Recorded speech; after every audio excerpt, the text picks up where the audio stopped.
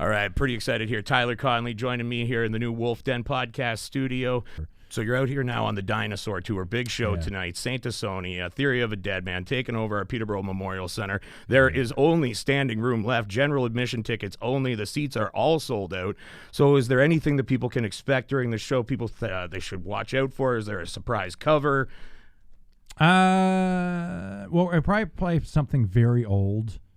You know, it's weird because, you know, being in a band, we don't like playing like super old stuff. All we want to do, every band's the same. Let's just play a bunch of stuff off our new record because we love it. Of course, fans are like, well, no, we want to hear something old or something from the second record. So we're going to play some old stuff, which we don't do too much. So some old stuff tonight as well as some new stuff. But it could be a very famous guest come tonight. So Tyler, we talked a couple of weeks ago, and there's a couple of things that I just want to follow up on. So you say that it was the How You Remind Me girl that got the demo, and she took it to Chad, and that's how she heard it. How did she end up getting that demo first? So we were kind of friends, but through her friend. So I knew her friend, who was her cousin, I think. So her cousin gave it to. It sounds like a total, but I was friends with her cousin, so they would hang out, and she was like, "My friend is in a band." So that's how it happened. Got into her hands, but yeah, this has got to be the 90s, man. Like, yeah, we got signed in 2000. So it would have been before that, maybe 99. Yeah. So this is back kind of before Nickelback was Nickelback, right? And I think this is before How You Remind Me. This is like maybe the first record.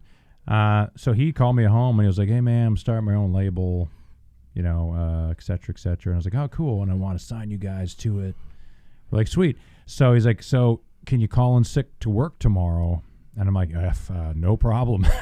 I was a glazier. We all had kind of like, you know, decent jobs. Like I had my ticket, my journeyman card. I went and, had to do all the tests. So I had a legit job. People were like, "What's a glazier?" Someone that like makes things out of glass. Do anything. Like if you broke that window, I would come in here and replace it. So off the new album, recorded in Sweden. I really love it, and I'm loving the new tune Medusa. But what is your favorite tune to play off the new album?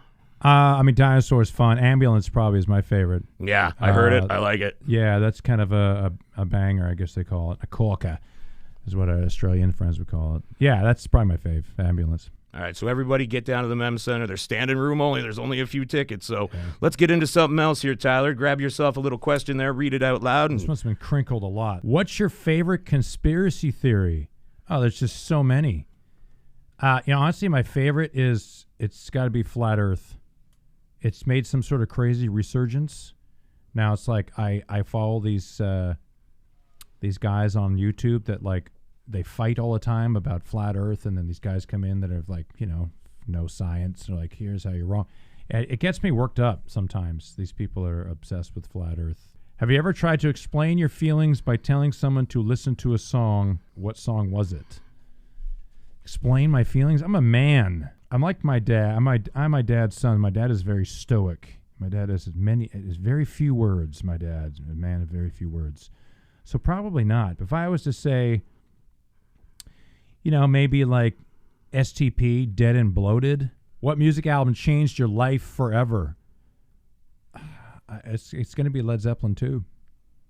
Just because, and people are like, who's Led Zeppelin? Just because that was like the first vinyl I ever listened to at home. And that got me into playing guitar. Have you ever binge watched an entire series of a television show multiple times? What show was it? How many times have you watched it? Yes. Seinfeld, The Office, those kind of shows. They're the easy watching shows. Parks and Rec. I just like to put those shows on, kind of like the mind numbing. We don't. And Sopranos. Sopranos, I've actually watched so many freaking times, and it just gets better and better. All right. Yes. So you mentioned your dad, and you brought up your dad the last time we talked because you and your dad heard you for the first time when you got on the radio. Right. Yeah. You were hanging out in the kitchen with Dad. Yeah. Listening to the radio. Was it a bigger deal for your dad to hear you on the radio than for you? Were you the biggest band in the world? Did you really prove something to your dad when he first heard you on the radio?